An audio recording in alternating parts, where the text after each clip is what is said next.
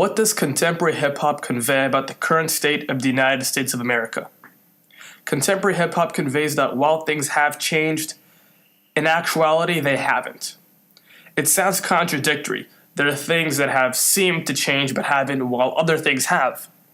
But to understand what's changed and what hasn't, we need to investigate hip-hop from previous eras to find similarities and differences, to illustrate a timeline of what went where.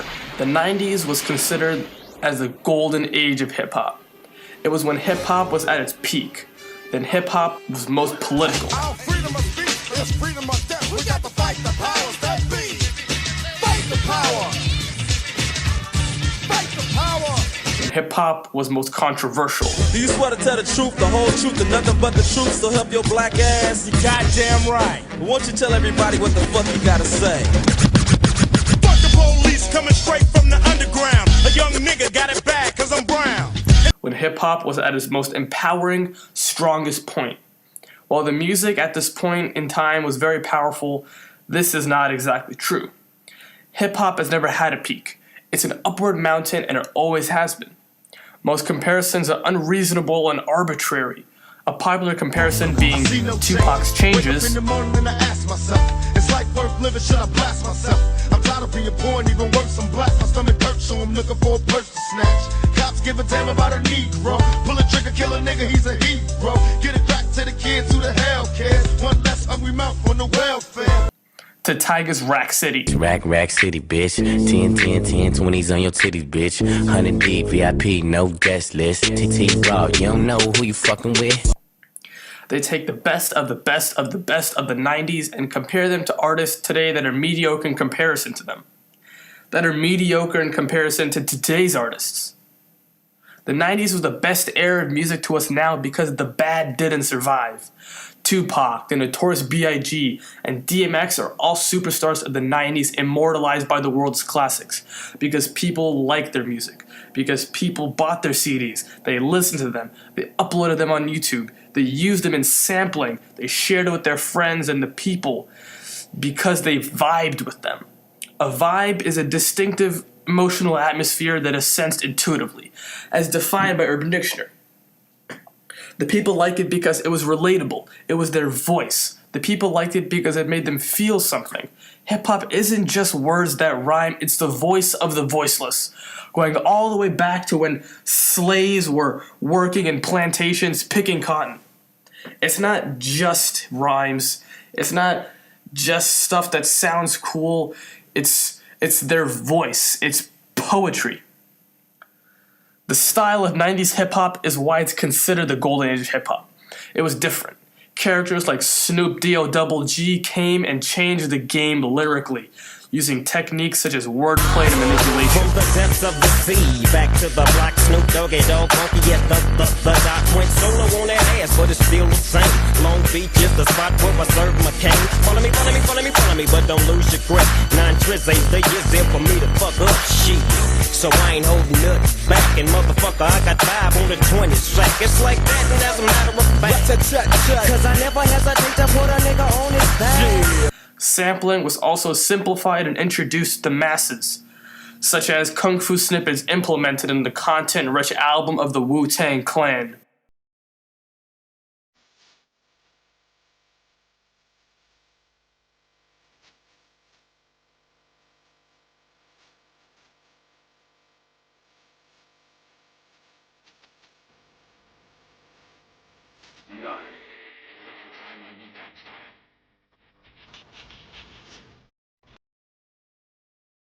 It later influenced artists in the 2000s and today, such as Kanye West. And the variety was insane. You had Ice Cube's gangster rap. I am the author. This is holy water from the Holy Father, the rock of Gibraltar. Step up to the altar, step up to the slaughter. Get circumcised, son, and turn into a daughter. Niggas know they oughta drink the fucking Kool-Aid. Industry laid out, authorities they too late. Tupac's political rap, Snoop Dogg's funky rap, and so many more styles. This really widened the gap for hip-hop and made it the most dynamic genre of music. The topics and themes of the music were very down-to-earth. They were real and touched on subjects that people felt for. Rose Trisha points out that under social conditions in which sustained frontal attacks on powerful groups are strategically unwise or successfully contained, oppressed people use language, dance, and music to mock those in power, express rage, and produce fantasies of subversion. These cultural forums are especially rich in pleasurable places where oppositional transcripts or the unofficial truths are developed, refined, and rehearsed. But in 2000, this became quite opposite. The 2000s is where things took a turn for the worst. Out went keeping it real, and in went keeping it rich. Diamonds, gold chains, fast cars, and big houses. The bigger the size and the bigger the price tag, the better. Hip-hop became excessively materialistic. It was all about the Benjamins, the Gucci belts, the swagger. Everything was about the money, and the money was everything. The 2000s ingrained many of the stereotypes of hip-hop, like all those music videos you see, all the materialism in those videos that the listeners couldn't really relate to. Walk into the Gucci store, honey, I'm home. I get money. I know you niggas ain't heard no shit like this. But this didn't stop the people from vibing with it. Hip-hop had evolved, and so did its listeners. It had a different audience. The audience was the same, but it was different. The dreaded auto-tune was also a birth child of the 2000s. While T-Pain used auto-tune well, others did not.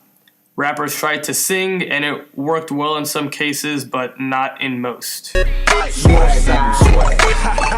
in this bitch, $1,000 outfit, and I smell like Kush. Look, bitch, I'm the shit. I don't hold no cups. I'm a bottle popping nigga, and I pause like this. Now let's get 'em. Song Facts explains this well. The scourge of music technology, the most hated development since disco. Autotune is that digital process which, quote-unquote, corrects pitch in vocal and instrumental performances. Now anybody can, quote-unquote, sing. Actually, your voice gets partially replaced with a robot voice. And it sounds that way. The more off-key you are, the more robot voice takes over. You can literally record your dog, run it through autotune, and have a barking, singing robot. Glamorous and sing-songy, the 2000s were a weird reverse puberty for hip-hop. Remember how I said that the progression of hip-hop is like a mountain and the peak of hip-hop is something that can't be done? Hip-hop was climbing, and in 2000 somehow ended up on the mountain of pop music. Thankfully, it got back on the mountain it's supposed to be. Even the community at Genius Lyrics agrees with me. The majority of the community commenting that the worst years for hip-hop were the 2000s, between 2000 and 2009. And now we're here. This is the now, the present of hip-hop. Honestly, I think this is the greatest era of hip-hop. Sure, 90s is alright, but it wasn't that great. The 2000s were trash, and now is what is great. If hip-hop had a peak, this would be it. Why do I say it's the greatest? Because I vibe with it. I really like the lyrics and the instrumentals and the characters and their story. I like everything about it. Hip-hop is now more political, emotional, accepting, and greater than it's ever been. Characters like Kendrick Lamar and Killer Mike speak freely and without filter about the stark reality of the world. People like Drake, Future, and Chance the Rapper have made hip-hop community more accepting and supportive about being soft and having feelings. And almost everyone is killing it out there these days. Because in today's age, there is so much music. And with all that music, something that takes off must be really special. Today's music really isn't different from the past. It's more so a culmination of the good and the bad of the 90s and 2000s. Autotune, gangster style, political activism, storytelling, and all things that make up what hip-hop is today have been taken from the past. Of course, it's different. There's no doubt it sounds polar to the music of the past. But there's a sense of history that even the most unrooted tracks have roots. And that brings us to the conclusion. So what does contemporary hip-hop speak about on today's America? Today's hip-hop shows that the freedom and equality we've been promised and claim to be given is not true freedom, is not true equality. We're still in the 90s and 80s where racism and NWA were big. Racism is still at large and in today's society. Today's hip-hop speaks about not just racism, but political unjust and the struggle of the people. Sounds familiar? Yep, the 90s. The 90s was like that. In the 2000s, it got a little bit lost, a little materialistic, but thankfully it came back. The 90s made it easier for people to make music and introduce sampling. It made the voice of the voiceless heard. The 2000s were off, and it was more about the money than the man. Auto-tune really messed a lot up, but hip-hop persisted to today. Contemporary hip-hop is real, dynamic, and different. So what does contemporary hip-hop convey about the United States of America? I remember you was conflicted, misusing your influence. Sometimes I did the same, abusing my power full of resentment that turned into a deep depression. Found myself screaming in the hotel room. Lucifer was all around me. So I kept running until I found my safe haven. I was trying to convince myself the stripes I got, making myself realize what my foundation was. But while my loved ones was fighting a continuous war back in the city, I was entering a new one.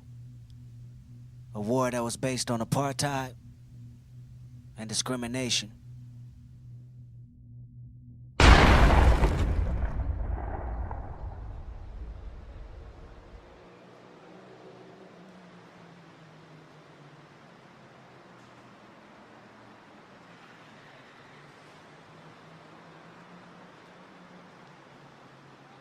Move to the neighborhood.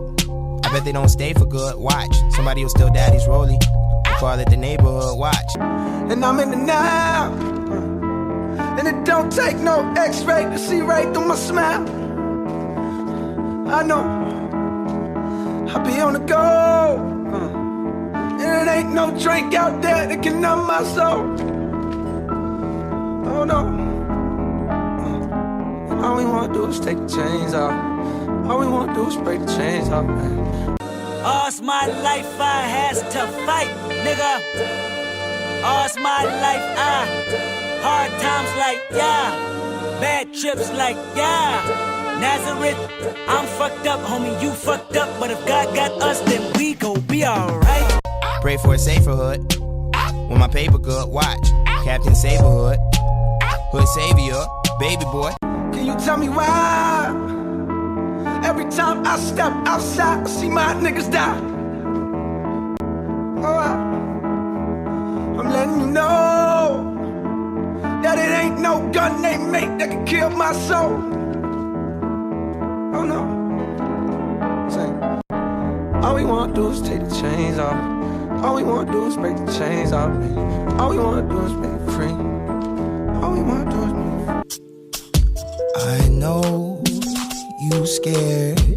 You should ask us if we scared too. And when I wake up, I recognize you looking at me for the pay cut. Bahamas, I be looking at you from the face down. One Mac 11, even boom with the bass down. Scheming, now let me tell you about my life. Painkillers only put me in the twilight. With pretty pussy and Benjamin is the highlight. Now tell my mama I love her, but this what I like, Lord knows. 20 of them in my Chevy, tell them all to come and get me. Reaping everything I sow, so my karma come in heaven. No preliminary hearings on my record. I'm a motherfucking gangster, silence for the record.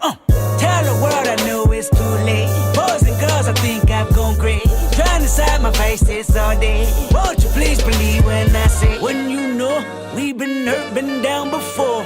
Nigga, when our pride was low, looking at the world like, where do we go? Nigga, and we hate po-po, wanna kill us dead in the street for sure. Nigga, I'm at the preacher's door. My knees getting weak and my gun might blow, but we gon' be alright.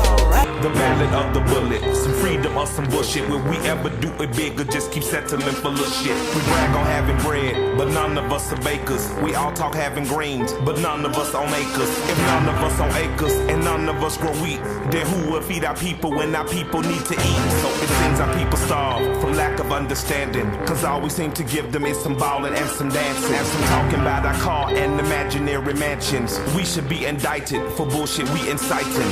Telling children death and pretending it's exciting. We are advertisements for agony and pain. We exploit the youth, we tell them to join the gang. We tell them dope stories, introduce them to the game. Just like Oliver North introduced us to cocaine in the 80s when them bricks came on military plane. They murking kids. They murder kids here. Why you think they don't talk about it? They deserted us here. Where the fuck is Matt Lauer at? Somebody get Katie Couric in here. Probably scared of all the refugees. Look like we had a fucking hurricane here. Are we shooting whether it's dark or not? I mean, the days is pretty dark a lot. Down here, it's easier to find a gun than it is to find a fucking parking spot. The end of the Reagan era. I'm like Lemma 12er, old enough to understand the shit had changed forever. They declared the war on drugs, like a war on terror. But what it really did was let the police terrorize whoever. But mostly black boys, but they would call us niggas and lay us on our belly while they fingers on their triggers. They boots was on our head, they dogs was on our crotches, and they would beat us up if we had diamonds on our watches. And they would take our drugs and monies as they pick our pockets. I guess that's the privilege of policing for some profits. But thanks to Reaganomics, prison turned to profits. Cause free labor's the cornerstone of U.S. economics. Cause slavery was abolished unless you are in prison. You think I ambush it and then read the 13th Amendment. Involuntary servitude and slavery it prohibits. That's why they giving drug offenders time in double digits. All we wanna do is be free. All we wanna do is be free. Reagan was an actor, not at all a factor. Just an employee of the country's real masters. Just like the Bushes, Clinton and Obama. Just another talking head telling lies on teleprompters. If you don't believe the theory, then argue with this logic. Why did Reagan and Obama both go after Gaddafi? We invading sovereign soil, going after oil. Taking countries is a hobby paid for by the oil lobby. Same as in Iraq and Afghanistan. And Ahmadinejad say they coming for Iran. They only love the rich and how they load the poor. If I say any more, they might be at my door.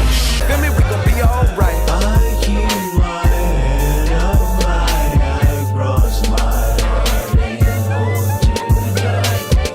Loving me is complicated, too afraid of life changes. I'm alright in your favor, dark nights in my prayers.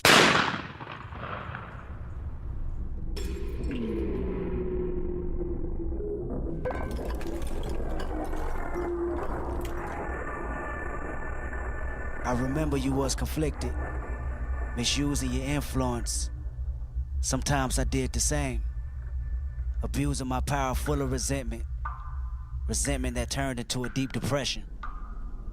Found myself screaming in the hotel room. I didn't want to self-destruct. The evils of Lucy was all around me. So I went running for answers.